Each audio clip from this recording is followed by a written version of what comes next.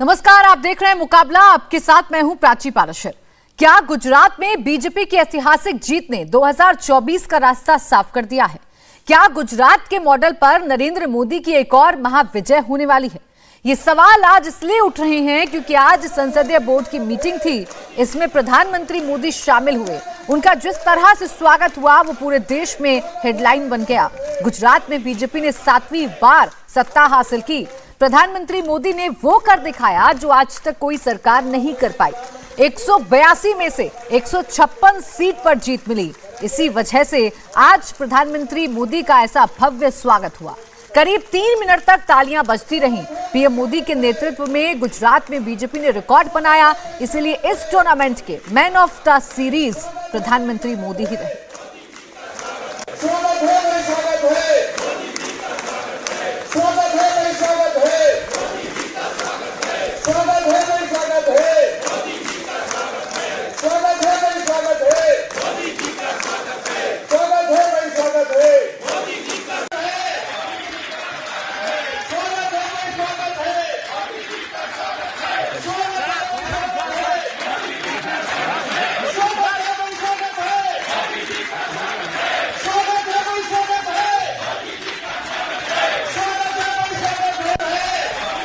तो आपने सुना किस तरीके से भव्य स्वागत प्रधानमंत्री नरेंद्र मोदी का संसदीय दल की बैठक में किया गया।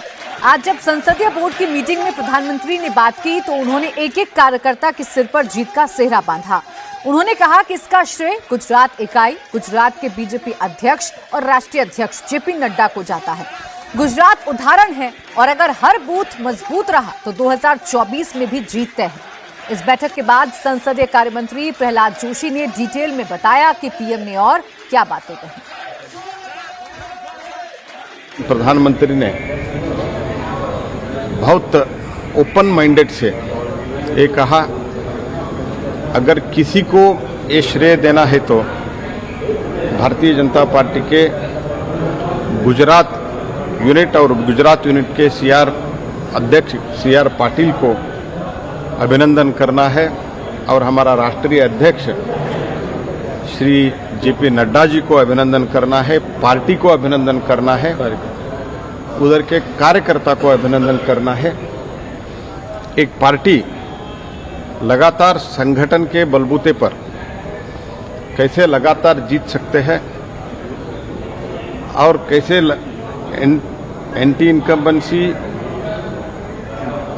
को भी न आने दिया, क्योंकि हम अच्छे काम किया। ये अच्छे काम लोगों तक लेके जाके कैसे जीत सकते हैं। 7 बार एक पार्टी का संगठन का, पार्टी का संगठित शक्ति का एक उदाहरण है, ऐसे माननीय प्रधानमंत्री जी ने कहा है। तो बीजेपी एक बार फिर से 2024 की तैयारियों के लेकर जुटी हुई नजर आ रही है। उधर विपक्ष भी एकजुट होने की बात कहता हुआ नजर आ रहा है। आपने सुना, प्रहलाद जोशी ने भी बताया। वो कह रहे हैं कि प्रधानमंत्री ने गुजरात मॉडल पर ही आगे की तैयारी करने को कहा है। तो क्या इसी मॉडल पर 2024 में भी बीजेपी जीतेगी और लगातार तीसरी बार केंद्र में बीजेपी की सरकार बन पाएगी? इस पर आज हम मुकाबला में कर रहे हैं बड़ी बहस। हमारे साथ कुछ खास मेहमान जुड़ गए हैं। हमारे साथ हैं प्रदीप सिंह, वरिष्ठ पत्रकार, बीजेपी से भी प्रवक्ता हमारे साथ जुड़ेंगे। इसके अलावा निशांत रावल, प्रवक्ता कांग्रेस, मानव जायसवाल, प्रवक्ता टीएमसी, चितरंजन गगन, महासचिव आरजेडी, वारिस पठान, प्रवक्ता एआईएमआईएम। आप सभी का बहुत स्वागत है। मैं पॉलिटिकल चर्चा की शुरुआत करूं, मैं पॉलिटिकल गेस्ट से कमेंट लूं। उससे पहले प्रदीप जी आपके पास आना चाहूंगी। ये जो भारतीय जनता पार्टी गुजरात चुनाव के बाद से ही एक के बाद एक अपने कार्यकर्ताओं को मिशन दे रही है, लगता है आपको इसे देखकर ऐसा कि एक कदम आगे भारतीय जनता पार्टी हर चुनावों की तरह 2024 के लिए भी निकल रही है? क्योंकि विपक्ष तो अभी सिर्फ मंचों से एकजुट होने की बात कहता हुआ नजर आ रहा है। देखिए प्राची जी, मैं मानता हूं भारतीय जनता पार्टी का संगठन पिछले 8 सालों में उस छात्र की तरह काम करता है जो साल भर पढ़ाई करता है और उसके विरोधी इम्तिहान के समय पढ़ाई करते हैं। ये बुनियादी फर्क है। गुजरात की जीत ने एक संदेश दिया है, उसके जरिए प्रधानमंत्री ने और बीजेपी ने, कि सर्व समावेशी अगर आप अपनी पार्टी को बना लें तो आप जीत के नए कीर्तिमान स्थापित कर सकते हैं। गुजरात में गुजरात राज्य के समाज के सभी वर्गों का, किसी का कम थोड़ा, किसी का ज्यादा, सभी वर्गों का समर्थन भारतीय जनता पार्टी को मिला है। इसकी वजह से ऐतिहासिक जीत 156 सीटों की 182 में से मिली है। और इस फॉर्मूले को अपनाते हुए नए सामाजिक समूहों को जोड़ने के लिए बीजेपी लगातार कोशिश कर रही है। आपको याद होगा अगस्त में हैदराबाद में नेशनल एग्जीक्यूटिव हुई थी बीजेपी की, वहां से शुरू किया पसमानदा समाज को जोड़ने का कार्यक्रम। अब उत्तर प्रदेश में इस समय हर जिले में पसमानदा समाज के लोगों का सम्मेलन आयोजित करने का कार्यक्रम बन गया है, शुरू हो गया है। तो इस तरह से अगर आप लोगों के बीच में जाएंगे, लोगों के साथ कम्युनिकेट करेंगे, तो उसका आपको नतीजा मिलेगा। अगर आप सिर्फ चुनाव के समय जाएंगे तो फिर उसी तरह से आपको जो स्थिति बनी हुई है इस समय देश में विपक्ष की, वो बनी रहेगी। तो बीजेपी खास तौर से लोकसभा चुनाव की तैयारी कम से कम 1 साल पहले से शुरू कर चुकी है। उसने 156 ऐसी सीटें हैं जहां वो हारी थी, वहां केंद्रीय मंत्री हर महीने 2 रात गुजारते हैं, वहां के स्थानीय लोगों से मिलते हैं, कार्यकर्ताओं से मिलते हैं, वहां की समस्या जानते हैं, उसको जितना संभव हो दूर करने की कोशिश करते हैं। केंद्रीय योजनाओं का इम्प्लीमेंटेशन कैसे हो रहा है इसकी जांच करते हैं। इस तरह से अगर आप काम करेंगे 24/7, किसी भी पार्टी के लिए ये उदाहरण है कि अगर आप काम करेंगे तो आपको अच्छा नतीजा मिलेगा। ठीक, अब इस पर हम चर्चा को ओपन करते हैं। तमाम खास मेहमान मेरे साथ इस वक्त चर्चा में बने हुए हैं। शलमणि त्रिपाठी जी भी, प्रवक्ता बीजेपी, हमारे साथ जुड़ गए हैं। लेकिन निशांत रावल जी, मैं आपसे पहला कमेंट ले रही हूं, क्योंकि प्रदीप सिंह जी ने कहा कि देखिए भारतीय जनता पार्टी अब वो छात्र बन गया है जो पूरे साल पढ़ाई करते हैं, सिर्फ एग्जाम्स में ही पढ़ाई नहीं करते या एग्जाम की एक रात पहले किताब खोलकर नहीं बैठते हैं। अब आपकी तैयारी 2024 को लेकर कम से कम अभी तो बहुत ज्यादा नजर नहीं आ रही है। ऐसा ना हो कि फिर आप पीछे छूट जाएं बीजेपी से लड़ाई में।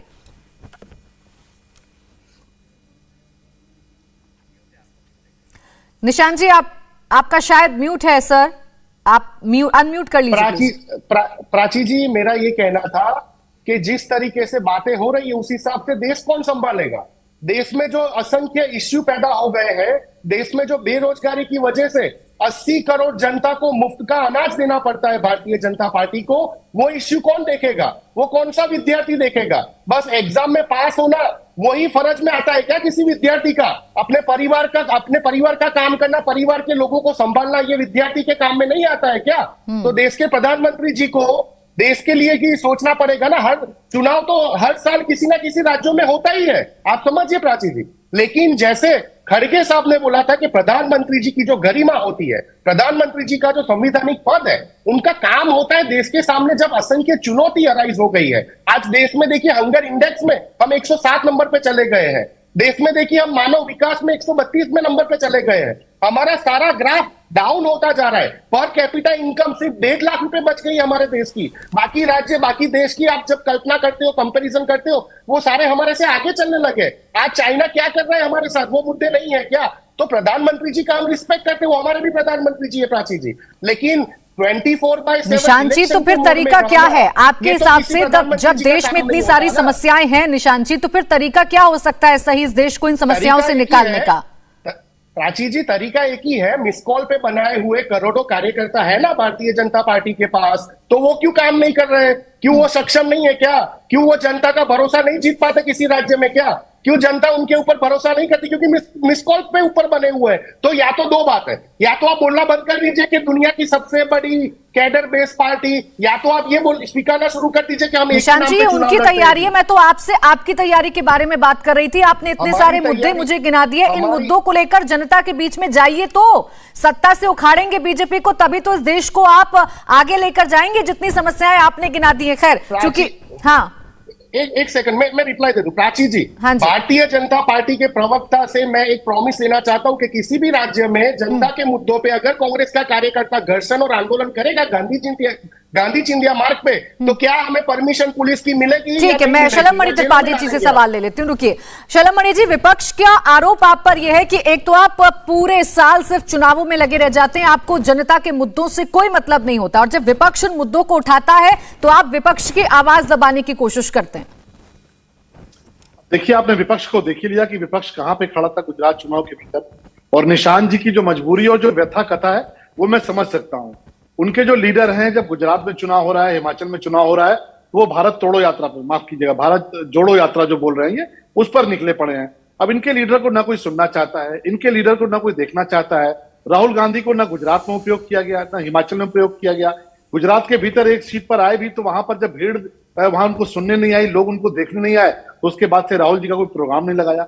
तो मैं निशांत जी की व्यथा समझ सकता हूं। ये भारतीय जनता पार्टी के पास ये गौरव हासिल है कि हमारे कार्यकर्ता जो वंशवादी परंपरा से नहीं आते, जो परिवारवादी परंपरा से नहीं आते, वो एक बेहद गरीब परिवार से उठकर निकले हैं, चाय बेचने वाले परिवार से उठकर निकले हैं, आज देश का नेतृत्व कर रहे हैं और भारतीय जनता पार्टी का नेतृत्व कर रहे हैं। ऐसा नेता आज हमारे पास अगर है और देश में अगर चुनाव होते हैं, गुजरात में बने ना, बोलने दीजिए, ऐसे बात नहीं पाएगी। करोड़पति है, ये तरीका ठीक नहीं है। निशांत जी प्लीज, आपके बीच में कोई नहीं बोला था, आप भी प्लीज किसी के बीच में मत बोलिए, अपनी बारी का इंतजार करिए। मैं आऊंगी आपके पास, अब तमाम मसलों पर काउंटर कर लीजिए, पहले कंप्लीट करने दीजिए त्रिपाठी जी को, बोलिए।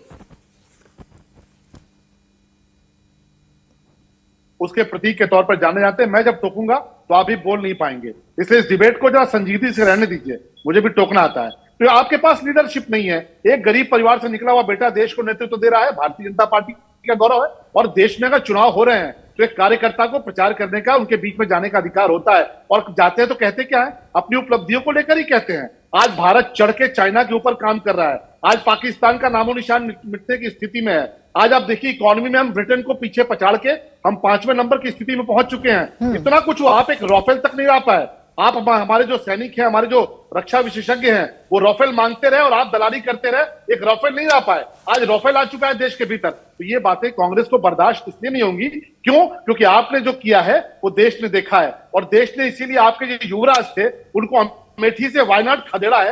आप आने दीजिए 24 में। त्रिपाठी जी, यही तो आरोप है आपके पास, आपके ऊपर कि इस देश में इतने सारे मुद्दे हैं, चाइना का मुद्दा है, चाइना हिमाकत पे हिमाकत कर रहा है, और आप लोग अभी भी सिर्फ चुनावों में लगे हुए हैं, चुनाव की मैनेजमेंट में लगे हुए हैं। आने वाले चुनाव आपको कैसे जीतने हैं, आप इसकी तैयारी कर रहे हैं, यही तो आरोप लगा रहे हैं ये। प्राची जी, ये तो चाइना से पूछिए, चाइना के उन सैनिकों से पूछिए जिनको ये फर्क समझ में आ गया कि 1962 का नेतृत्व करने वाला भारत नहीं है, ये 2022 का नेतृत्व करने वाला नरेंद्र मोदी जी का भारत है। आज जो दुर्गति की है चाइना के सैनिकों की, वो पूरा देश देख रहा है, पूरी दुनिया देख रही है। ये प्रत्यक्षम किम प्रमाणम की बात है। ये जो बैठ के पूरी संसद के भीतर हमारे सैनिकों को अपमानित करने का काम कांग्रेस पार्टी ने किया, हमारे सैनिकों का मनोबल गिराने का काम किया कांग्रेस पार्टी ने, उसका जवाब हमारे सैनिकों ने दिया। जिस तरह से चाइना के सैनिकों को मार के खदेड़ा है, मुझे लगता है चाइना को तो ये बात समझ में आ गई, लेकिन हमारे कांग्रेस के मित्रों को, टीएमसी के मित्रों को, तमाम सारे जो मित्र बैठे हैं, उनको ये बात हजम नहीं होगी। क्यों? क्योंकि इन्होंने 1962 का कांग्रेस का नेतृत्व वाला भारत देखा है, अब ये नरेंद्र मोदी जी के नेतृत्व वाला भारत है। अब चाइना की हैसियत नहीं है, आए थे गुंडागर्दी करने, ऐसा इलाज हुआ है। का जिक्र करते रहेंगे, कब तक आप नेहरू जी की याद करते रहेंगे? अब तो 8 साल से आपकी भी सरकार है, बेहतर है अपनी सरकार के बारे में आप बात करें। खैर, मैं इस चर्चा को आगे बढ़ाऊं उससे पहले वारिस पठान जी, जो चर्चा यहाँ पर 2024 को लेकर हो रही है, 2024 में कांग्रेस कह रही है कि इतने सारे मुद्दे हैं और इतने सारे मुद्दों पर कांग्रेस भी बीजेपी के साथ करारी फाइट में है। इस बार एआईएमआईएम की भूमिका क्या देखें हम? देखिए, बिल्कुल 2024 का जो चुनाव आएगा तो हमारे पार्टी के प्रेसिडेंट ने कहा हम भी लड़ेंगे। अभी तो फिलहाल हैदराबाद है, औरंगाबाद, बिहार, यूपी में लड़ेंगे, और पार्टी जो डिसाइड करेगी उस पर करेंगे और पूरी तैयारी के साथ लड़ेंगे। कैडर तैयार है, हमारा काम चल रहा है जमीनी स्तर के ऊपर। और बात नंबर यहाँ 2 ये चल रहा है कि मोदी है तो ही मुमकिन है। मैं बोलता हूँ ये गलत है। मोदी है तो महंगाई भी है, मोदी है तो पेट्रोल डीजल गैस के भाव आसमान को छू रहे हैं, मोदी है तो डॉलर के बनिस्बत रुपया भी आज इतनी हालत पे आ गया है, आप सबने देखा है। मोदी है तो बेरोजगारी भी बढ़ गई है, आप तमाम ने देखा है ये बात नंबर 2 ये है, मोदी को हराना ज़रा भी मुश्किल नहीं है, ज़रा भी नामुमकिन नहीं है, मगर शर्त यह है कि विपक्ष अपना अहंकार, अपना घमंड सब छोड़ के आए, सीरियस चर्चा करे, एक साथ बैठे। ये मोदी बनाम केजरीवाल नहीं हो सकता। मोदी सारी सीटों पे लड़ो, सारी सीटों पे अगर लड़ दिया विपक्ष से तो मुझे यकीन है कि मोदी को भी हरा सकते हैं प्राची जी हम लोग। आज भाजपा के पास स्टेट ही कौन से, चलिए ना गुजरात है, यूपी है ना, उनके पास केरल है, अभी 2 सीट तो और हार गए, हिमाचल प्रदेश भी चला गया है, दिल्ली में हार गए, तो उसकी चर्चा तो कोई नहीं कर रहा है, वो भी चर्चा करिए। बताइए ना, भाजपा के प्रवक्ता यहाँ इतनी सारी बातें कर रहे थे, हमने ये कर दिया, हमने फला कर दिया, आप तो हिमाचल हारे। आप दिल्ली में भी हार गए। तो देश की जनता कहीं ना कहीं ये समझ चुकी है कि मोदी को हराया जा सकता है, मगर एक ऑप्शन के तौर पर विपक्ष को एक होना पड़ेगा, पूरी तैयारी के साथ लड़ना पड़ेगा, तो मोदी को पराजित किया जा सकता है। ठीक। अब बात नंबर तीसरी ये भी आ रही है, आपने चीन का नाम लिया। अभी भाजपा के प्रवक्ता ने कितनी आसानी से उनको हटा दिया। अरे मेरे भाई, 17,000 फीट चढ़कर चीनी सैनिक ऊपर आए और बॉर्डर पे फाइट नहीं हुआ, हमारी टेरिटरी में घुसे। ये सही बात है कि हमारे बहादुर सिपाहियों ने उनको गर्दन तोड़ जवाब दिया, ऐसा भगाया, ऐसा दौड़ाया कि चीन जिंदगी भर याद करेगा। मगर हम यही सवाल करते हैं ना मोदी से कि बताइए आपके पास पॉलिसी क्या है हमारे सेना की सेफ्टी की?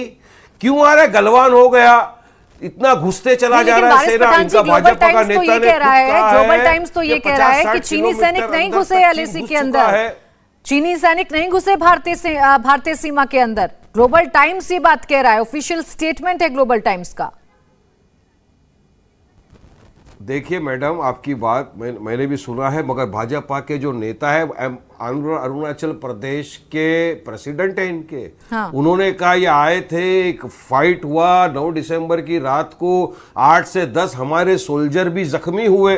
अब क्या उनकी बात को भी झुटला देंगे? आप और मैं तो वहां पे नहीं थे ना मैडम, आप और हम होते तो आंखों देखा देख लेते। इसलिए हम बोल रहे हैं ना कि चलिए पार्लियामेंटेरियन कमेटी बनाइए, सब चलेंगे पार्लियामेंटेरियन, वहां पर देख के आएंगे क्या हुआ था क्या नहीं हुआ था, सब दूध का दूध पानी का पानी हो जाएगा। वो नहीं करना चाहते। हम बोलते हैं पार्लियामेंट में इसके ऊपर डिबेट करो, चाइना के ऊपर, वो डिबेट इन लोग करने को तैयार नहीं है। लेकिन देखिए, आपका अरुणाचल प्रदेश के नेता पर यकीन अगर हुआ है तो फिर आपको रक्षा मंत्री पर भी यकीन होना चाहिए। बाकी मेहमान भी इंतजार कर रहे हैं। सर, मैं एक ओपनिंग कमेंट 10 सेकंड में अपनी बात खत्म करूंगा। देखिए, रक्षा मंत्री की बात का मैं आपको 10 सेकंड में अपनी बात कंप्लीट करूंगा मैडम।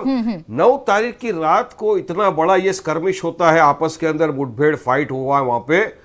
10 तारीख को कुछ नहीं बोलते सरकार, 11 को नहीं बोलते, 12 को कुछ, 12 की शाम को जब एक अखबार छापता है तब सरकार जागती है और 13 को आके ये स्टेटमेंट देती है। तो 4 दिन तक सरकार सो रही थी क्या? ये हमारे देश की नेशनल सिक्योरिटी का मामला है, ये हमारे देश के बहादुर जवानों का मामला है। बिल्कुल वारिस पठान जी, और आपकी इन भावनाओं के साथ पूरा देश खड़ा है। त्रिपाठी जी से मैं इस बात पर जवाब लूं, लेकिन उससे पहले 2 बाकी मेहमान मेरे रह गए, उनसे ओपनिंग कमेंट ले लूं, फिर आ रही हूं मैं त्रिपाठी जी आपके पास। मानव जायसवाल जी, अभी वारिस पठान जी कह रहे थे कि मोदी है तो मुमकिन है वाली बात अब नहीं रह गई है। महंगाई का भी मुद्दा है, बेरोजगारी का भी मुद्दा है, लेकिन जरूरत है कि विपक्ष कम से कम एक पेज पर आ जाए ताकि मोदी के साथ फाइट की जाए। लेकिन अभी तक वो पिक्चर बनती हुई नजर नहीं आ रही है।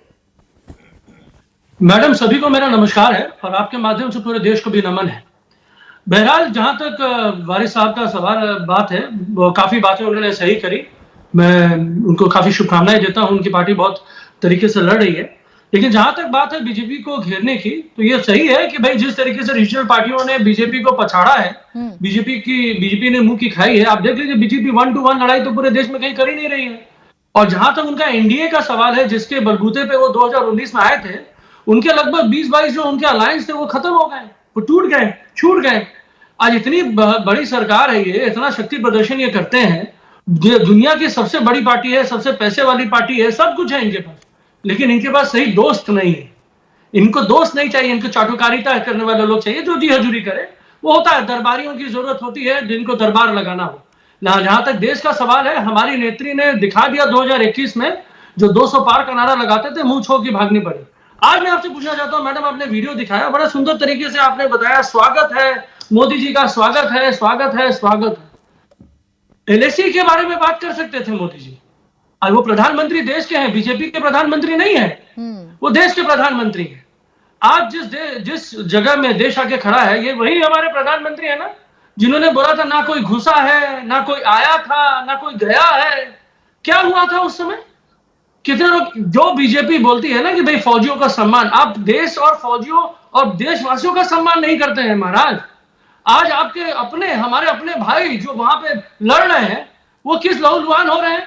और क्या स्टेटमेंट है, कौन सी डिप्लोमेसी आप ला रहे हैं? हाँ, आप डिप्लोमेसी लाते हैं, 200 मोबाइल ऐप बंद करवा देते हैं, टिकटॉक बंद करना, टिकटॉक, अरे लाइए ना, ट्रेड में लाइए ना, करिए ना, हम मेहनत करेंगे, हमारा देश आपके साथ है, पूरा देश आपके साथ है, आप करिए ना। चाइना को मुंह तोड़ जवाब दीजिए, उनकी रीढ़ की हड्डी को तोड़िए, जो ट्रेडिंग आज चाइना के साथ हमारे साथ हो रहा है उस पर बंद करिए, उसको लंबित करिए, टैक्स लगाइए, देश को इसी समय जरूरत है आपकी, डिसीजन लीजिए, इंटरनेशनल एम्बार्गो की बात करिए। आज आप बात कर सकते हैं, आप यूनाइटेड नेशन की बात करते हैं, G20 समिट में सीना चौड़ा तान के आप बेल बजाते हैं, क्यों नहीं बात बोलते हैं? इंटरनेशनल कम्युनिटी को बोलिए कि चाइना ये गलत कर रहा है, क्षमता नहीं है। क्यों? क्योंकि आपके मित्र लोग भी शायद वो व्यवसाय कर रहे होंगे, और आज देश की जो अर्थव्यवस्था है, शायद ये अगर 80 रुपए डॉलर नहीं होता, 60 रुपए 62 रुपए होता, तो शायद ये बोलने भी उचित होता आपके लिए, लेकिन आपको तो फर्क नहीं पड़ता है। आज जिस तरीके से देश हमारा कमजोर हो रहा है, यहाँ पे मानव जयसवाल जी फटाफट से, ये मैं नहीं दिखा रही हूँ सर, जो हुआ है मैं सिर्फ वो बता रही हूँ, जो वीडियो सामने आया मैंने सिर्फ वो दिखाई है। रही बात एलएसी की, तो एलएसी को लेकर सवाल त्रिपाठी जी से पूछे गए हैं और आगे भी पूछे जाएंगे, क्योंकि वो सरकार में है, जिम्मेदारी उनकी बनती है। दो बात थी सर, मैंने क्लियर कर दी, आपकी बात आ गई है। मैं चितरंजन जी के पास जा रही हूँ। चितरंजन जी, मैं अगर आरजेडी की बात करूं तो देखिए, एक तरफ आप ही के सहयोगी जेडीयू में नीतीश कुमार विपक्ष को एकजुट करने में लगे हुए हैं, कांग्रेस से विपक्षी दलों के तमाम बड़े नेताओं से वो मुलाकात कर रहे हैं। सवाल ये है कि आपकी क्या एक चेहरे पर सहमति बन जाएगी और कैसे फाइट करिएगा आप बीजेपी से 2024 में? प्राची जी, मैं उसका जवाब के सवाल का जवाब दूं उसके पहले जो अभी प्रदीप जी कह रहे थे कि यहाँ भाजपा जो है सो सालों भर पढ़ाई करती है परीक्षा के लिए। हमारे और अन्य साथियों ने भी कहा है कि नरेंद्र मोदी जी देश के प्रधानमंत्री हैं, लेकिन उनका रोल भाजपा का एक नेता के रूप में रहा है। कभी प्रधानमंत्री की भूमिका उनकी रही नहीं, केवल चुनाव जीतना ही उनका मकसद रहा है। सत्ता किसी हथियाया जाए, इन किन प्रकार न सत्ता हथियाना ही उनकी महत्वपूर्ण भूमिका रह गई। वोट से नहीं हो तो नोट से हो, नोट से नहीं हो तो सीबीआई है, ईडी है, आईटी है। अब दूसरी बात जो है जो जय जयकार हो रहा है, लेकिन बड़ा आश्चर्य लग रहा है कि कैसे जय जयकार हो रहा है। एक गुजरात में जहां मात्र 26 लोकसभा के सीट है, उस पर आप पूरे देश के 2024 के रिजल्ट का आप कल्पना कर रही हैं और उसका जो परिणाम आज निकाल रही है। भाजपा एकदम अपराजय है। 26 सीट पर जहां पर गुजरात में है, मैंने तो परिणाम नहीं निकाला चितरंजन जी, मैंने तो सर सवाल पूछा है, मैंने परिणाम नहीं निकाला सर। परिणाम तो भविष्य की गर्त में, भविष्य की गोद में सुरक्षित है, मुझे नहीं पता परिणाम क्या। प्राची जी, नहीं प्राची जी, मैं वही कह रहा हूं कि गुजरात में क्या हुआ। 2019 के चुनाव में इनको कितना वोट आया था और अभी विधानसभा के चुनाव में कितना वोट आया? 9% वोट इनका गिरा है गुजरात में। जो 2019 के लोकसभा चुनाव में इनको जितना वोट मिला था, उससे 9% वोट कम मिला है विधानसभा के चुनाव में। जबकि यह जानकारी है सर, वोट शेयर में गिरावट तो नहीं आई है, आधे से ज्यादा vote share Bharatiya Janata party की तरफ गया है। नहीं मैडम, आप देख लीजिए। हाँ। इनको 2019 में वहां पर आया था 62%, 62.21%, और इस बार इनको वहां पर आया है 53%। ठीक, 9% वोट का गिरावट हुआ है वहां पर गुजरात में। अच्छा, यानी आप लोग क्या पराजय है? हाँ, लोकसभा चुनावों से आप विधानसभा चुनावों का कंपैरिजन कर रहे हैं, यही बात कह रहे हैं ना आप चितरंजन जी? नहीं, विधानसभा का चुनाव भी नरेंद्र मोदी जी के नाम पर लड़ा गया। हाँ, अगर जो है सो अपराजय है भाजपा, तो 9% वोट उस गुजरात में, जिस गुजरात का मॉडल स्टेट बना रहे हैं, वहां पर 9% वोट का गिरावट हुआ। जी, और ये वोट शेयर में जो गिरावट है, इससे आपको लग रहा है कि बहुत अच्छी फाइट विपक्ष देगा। सर मुझे ब्रेक लेना है, सर मुझे ब्रेक लेना है, मैं बीच में आपको रोक रही हूँ, मैं लौटूंगी आपके पास आऊंगी, आप समझाइएगा कि वोट शेयर का कौन सा गणित आप समझा रहे हैं। त्रिपाठी जी से इस पर जरूर जवाब भी लूंगी। मुकाबला देख रहे हैं आप और लगातार ये चर्चा जारी है 2024 के मुकाबले के लिए किसकी कितनी है तैयारी, इसी पर हम चर्चा कर रहे हैं। शलभमणि त्रिपाठी जी, ब्रेक पर जाने से पहले आपके जितने भी विपक्ष में बैठे हुए सहयोगी हैं आपसे सवाल पूछ रहे थे। सवाल जहां तक मुझे समझ में आए वो इस बात को लेकर है कि देश के प्रधानमंत्री हैं, वो सिर्फ बीजेपी के नेता नहीं है, उनको देश की समस्याओं को भी एड्रेस करना है, सिर्फ चुनाव नहीं लड़ना है। और दूसरा ये कि आज जब बात चीन पर होनी चाहिए थी तो आप चुनावों पर बात कर रहे हैं, आप इलेक्शंस की राह दिखा रहे हैं अपने कार्यकर्ताओं को।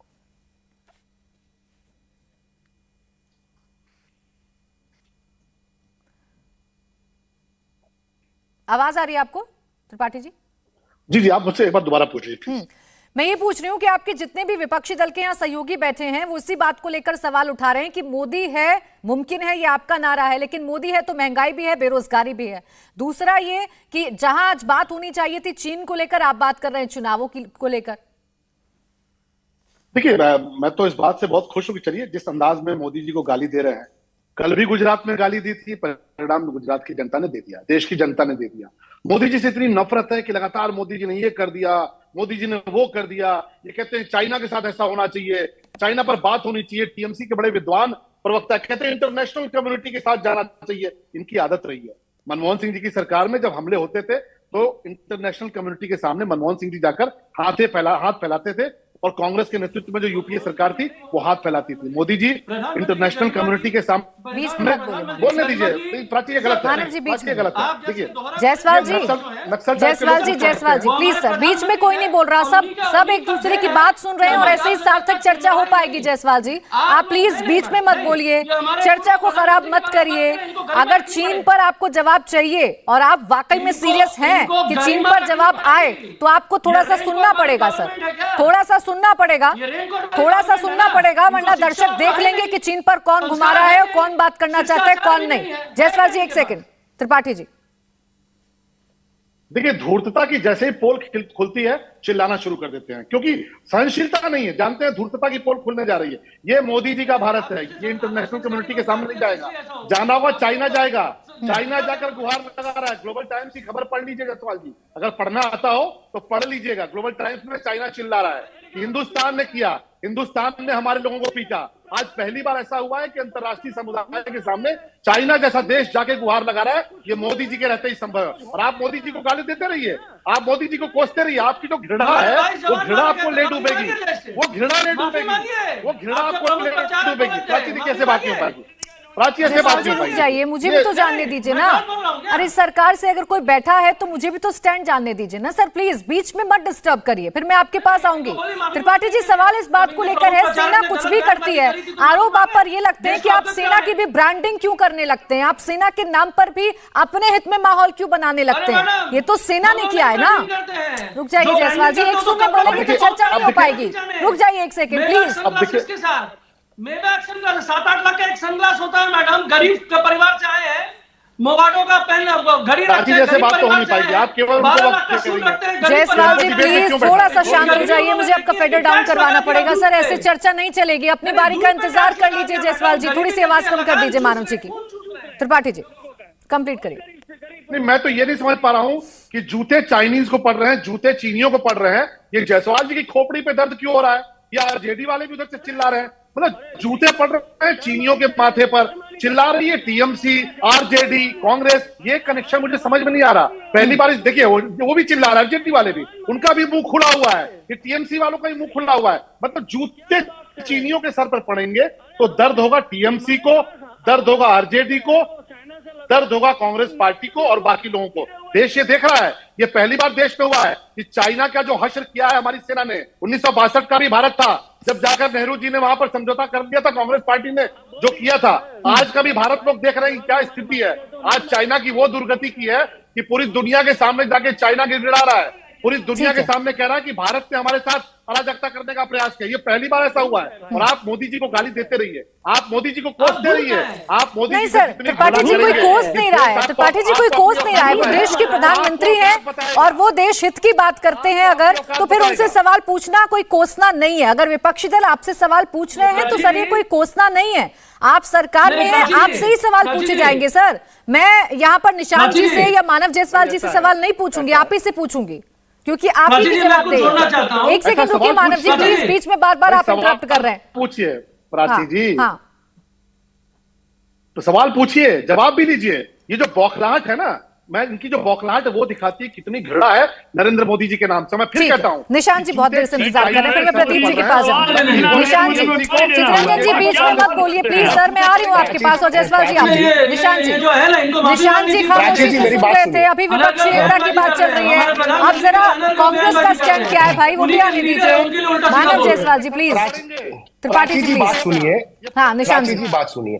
जब से ये 9 दिसंबर से ये चाइना का एपिसोड हुआ है, हमारे सैनिकों ने जो चाइना को वहां से भगाया है, हम सैल्यूट करते हैं, सम्मान करते हैं। और यही इंडियन आर्मी की डेयरिंग सालों से है, जब से देश आजाद हुआ है। लेकिन बार बार त्रिपाठी जी 1962 की घटना का जो यहाँ पे बात करते, तो 1962 में जो हमारे जवान शहीद हुए थे उनका और उनके परिवार का अपमान नहीं करते आप। हमारे जवान नहीं लड़े थे चाइना के सामने क्या? हमारे जवान ने जाने नहीं दी थी ये देश के लिए, हमारे जवान शहीद नहीं हुए थे, क्यों उनकी शहीदी के आप ये 1962 की बात करके उनका अपमान कर रहे हो? जो हुआ हुआ, 71 की बात कीजिए। हमने तो पूरे पूरे पूरे एशिया का जियोग्राफिक स्ट्रक्चर चेंज कर दिया था 71 में, 2 देश अलग कर दिए थे। सबसे ज्यादा नुकसान इतने सालों में अगर किसी ने किया है तो वो पाकिस्तान ने किया है। उसके 2 टुकड़े कांग्रेस के शासन में हुए थे, लेकिन कभी हमने उसका मार्केटिंग और प्रमोशन नहीं किया। लेकिन आज देश में आप देखिए, एजुकेशन लोन से लेके होम लोन तक, 2 व्हीलर की लोन सारी महंगी हो गई। उसके बारे में भारतीय जनता पार्टी के प्रवक्ता कभी बात नहीं करना चाहेंगे।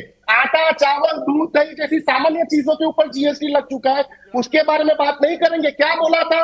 बहुत हुई महंगाई की मार, अब की बार फलानी फलानी सरकार। अरे भारत देश की जनता बोलने लगी है बहुत हुई महंगाई की मार, बस करो मोदी सरकार। ये लोकसभा का 2024 का सबसे बड़ा एजेंड है और विरोध पक्ष सारे इकट्ठा हो जाएंगे। उसका कारण मैं प्राची जी बताता हूं कि जिस तरीके से भारतीय जनता पार्टी ने विरोध पक्ष के सारे प्रादेशिक पार्टियों को, उनकी गवर्नमेंट को डिस्टर्ब करने की कोशिश की, गवर्नमेंट मशीनरी का उपयोग किया गया। निशांत जी, एक छोटा सा रिएक्शन दीजिएगा, फिर मैं प्रदीप जी के पास जाऊंगी। एक सेकंड सर, छोटी सी बात जो मेरे जहन में आई है, हिमाचल आप जीत गए सर इन मुद्दों को लेकर, लेकिन महंगाई, बेरोजगारी का मुद्दा तो ऐसा है जो कांग्रेस तब से उठा रही है जब से भारतीय जनता पार्टी सत्ता में आई है। इसके बाद तो उत्तर प्रदेश के चुनाव हुए, उत्तराखंड के चुनाव हुए, पंजाब के चुनाव हुए। हालांकि पंजाब में तो तीसरी पार्टी, जो तीसरा प्लेयर है, उसने कमाल दिखा दिया, जनता ने नकार दिया। प्राची जी बहुत सही जवाब, बहुत सही सवाल था, मैं सही जवाब दूंगा आपको, तो एक सेकंड सुन लीजिए। देखिए, 8 साल में 25 ऐसे चुनाव है जहां पे मोदी जी के प्रधानमंत्री जी होने के बाद भी भारतीय जनता पार्टी हारी है। हाँ। उत्तर प्रदेश हो, उत्तराखंड हो, छत्तीसगढ़ हो, हिमाचल हो, हर जगह पे उनके वोट शेयर और उनकी सीटें कम हुई है। उत्तर प्रदेश जो बड़ा राज्य है उसमें उनकी सीटें कम हुई है। यही महंगाई और बेरोजगारी के मुद्दे, यही भ्रष्टाचार के मुद्दों की वजह से, यही अहंकार की वजह से। साउथ इंडिया में केरला ऐसा स्टेट है जहां पे तो बीजेपी का कोई खाता भी नहीं। निशांत जी, उत्तर प्रदेश में एक बार फिर से सरकार बना ली है। आप इस बात को शायद बोलना, इस बात को शायद मेंशन करना भूल गए। अरे फिर से सरकार बना ली है। आप तो वहां पर तमाम फौज के साथ उतरे थे, लेकिन क्या हुआ कांग्रेस का? आपसे अच्छे तो बाकी दल वहां पर सफल हो गए सर। मैं प्रदीप जी के पास जाऊंगी। प्रदीप जी, नहीं, वो बाकी के दल हमारा, ठीक है सर, ठीक है, प्रॉब्लम नहीं, ठीक है सर, अच्छी बात है। मुद्दे बहुत सारे और इन मुद्दों को लेकर आप जनता के बीच में जाइए और उन्हें समझाइए कि भारतीय जनता पार्टी का कार्यकाल कैसा है। प्रदीप सिंह जी, जिन मुद्दों की बात तमाम विपक्षी दल के नेता कर रहे हैं, ऐसा नहीं है कि ये मुद्दे इस देश में नहीं है। महंगाई का मुद्दा है, बेरोजगारी का मुद्दा है, बाकी तमाम समस्याओं का मुद्दा इस देश में है, लेकिन सवाल यह है कि ये मुद्दे जनता के बीच में या तो पहुंच नहीं पा रहे हैं, और अगर पहुंच पा रहे हैं तो जनता इन्हें डिनाई कर रही है।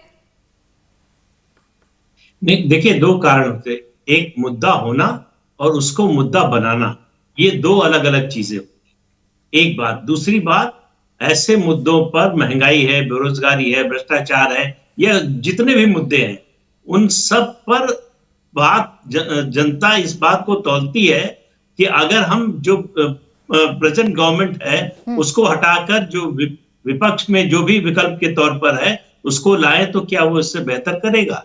जब उसको जवाब मिलता हाँ तो सरकार बदल देती है, जब उसको जवाब मिलता है अपने अंदर से ना तो सरकार नहीं बदलती, दोबारा वही सरकार लाती है। तो ये जो जनतंत्र में कम्युनिकेशन की स्किल है कि अपनी बात लोगों तक पहुंचाना, उनको समझाना, वो कन्विंस करना, वो आती है नेता और पार्टी की क्रेडिबिलिटी से। अगर लोगों के मन में साख है नेता की और पार्टी की तो जनता उसके साथ रहती है। दूसरी बात जो चुनावों की हो रही है, देखिए, ये तो प्रधानमंत्री की ओर से ही प्रपोजल आया, बार बार आया कि एक साथ सब चुनाव हो जाए, उस पर विपक्ष तैयार हो जाए तो 5 साल में सिर्फ एक बार चुनाव होगा पूरे देश में, 5 साल चुनाव होगा ही नहीं। तो सवाल ये है कि अगर हर साल चुनाव हो रहा है तो हमारी जो व्यवस्था है वो जिम्मेदार है।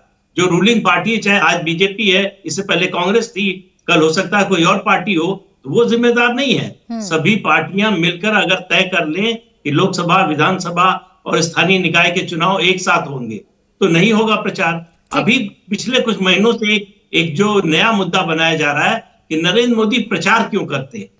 भाई, वो प्रधानमंत्री हैं क्योंकि वो बीजेपी के नेता हैं। जिस दिन नेता बीजेपी के नहीं रहेंगे, प्रधानमंत्री भी नहीं रहेंगे। और ऐसा नहीं है कि नरेंद्र मोदी ही प्रचार कर रहे हैं। जब जिस पार्टी में लड़ने का मादा होता है वो प्रचार करती है। मुझे याद है 81-82 में गढ़वाल लोकसभा के उपचुनाव में इंदिरा गांधी प्रचार करने गई थी, प्रधानमंत्री थी, और पूरे 20 दिन प्रचार किया था। 1 महीने तक कांग्रेस के 6 मुख्यमंत्री कैंप करते रहे वहां।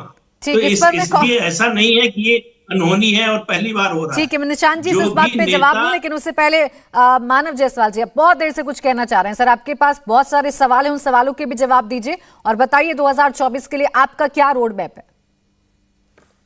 मैडम, सबसे बड़ी बात तो मैं आपके साथ दोहराना चाहता हूँ, ये रेजोनेट हो सकता है लेकिन ये सच्चाई है। जब कोविड काल भी आया था तब यही हमारे प्रधानमंत्री जी कलकत्ता में बंगाल में इलेक्शन लड़े थे 2021 में, और हमारे मुख्यमंत्री जी महाराष्ट्र के उद्धव ठाकरे जी वो फोन कर रहे थे, बोले कि प्रधानमंत्री अभी मिल नहीं सकते। ये है इनका देश के प्रति तो चीनियों को पड़ रहा है, क्योंकि ये बीजेपी के प्रधानमंत्री हैं। कभी कभी हमेशा यही लगता है बीजेपी के ही प्रधानमंत्री है। साथ ही साथ मैं बोलना चाहता हूँ मैडम, 2024 हम क्या कर रहे हैं? 42 सीटों में हमको लड़ना है बंगाल में, नॉर्थ ईस्ट में हम जा रहे हैं। आपको पता है हमारी जो नेत्री है ममता बनर्जी, जिन्होंने ममत्व का ही निर्वाह किया है, वो आज मेघालय में है। मेघालय की जनता जिस तरीके से पीड़ित है इनके कुशासन से, वो भी इनको नरकनार कर रही है। और मैं एक चीज बता दूं, शायद इसके लिए ये लोग बीजेपी वाले लोग वापस से तैयारी कर ले। हिमाचल में इलेक्शन होता है और जिस तरीके से बता रहे हैं ना कि हमारे केंद्र मंत्री 2-2 दिन के लिए जाते हैं, लोगों से संपर्क करते हैं, सारे सुचारू रूप से काम करते हैं, तो भाई हिमाचल में अनुराग ठाकुर जी के अंचल में 5 की 5 सीट हार गए। आज उत्तर प्रदेश में जहां 303 सीटें थी 254 में आके अटक गए, और सब गठबंधन के बाद आज आप बता रहे हैं जितने भी इन्होंने, आपने बोला था ना madam, man of the series का अवार्ड दिया था मोदी जी को इन्होंने। अभी ये जो पार्लियामेंट कमेटी की जो मीटिंग हुई, मैन ऑफ द सीरीज बोला था। ठीक है, 7 मैडम 7 इलेक्शन हुए असेंबलीज के और लोकसभा के, जिसमें तो 2 सीटें बीजेपी ने जीती। फाइनल रिएक्शन आरजेडी से ले लूं सर, मेरे पास समय फिर खत्म हो रहा है। गगन जी बहुत देर से इंतजार कर रहे हैं, बहुत देर से वो भी बोलना चाह रहे हैं सर। मेरा सवाल आपकी पार्टी को लेकर था, लेकिन आप बीजेपी पर जवाब देते हैं सर। गगन जी, आरजेडी की भूमिका क्या, अपनी पार्टी पर बताइएगा सर। उनका वोट शेयर कितना गिरा, कितना नहीं गया, ये त्रिपाठी जी चिंता कर लेंगे।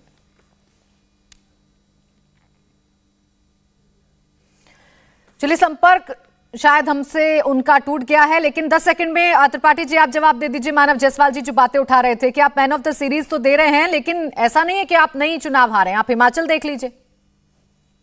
नहीं, आपने ये सवाल उनसे नहीं पूछा कि जूते चीनियों को पड़ते हैं तो टीएमसी को इतनी बौखलाहट क्यों होती है, इतना दर्द क्यों होता है, जेएनयू की तरफ से रुदाली क्यों आती है। जूते तो चीनियों के सर पे पड़ रहे हैं, चाइनीज सैनिक मारे जा रहे हैं, उनको जूते पड़ रहे हैं, तो ये टीएमसी को इतनी तकलीफ क्यों हो रही है? आखिर रिश्ता कौन सा है? और हम देख रहे हैं कि जब से चीनी सैनिकों को पीटा गया, उनके सर पर जूते पड़े हैं।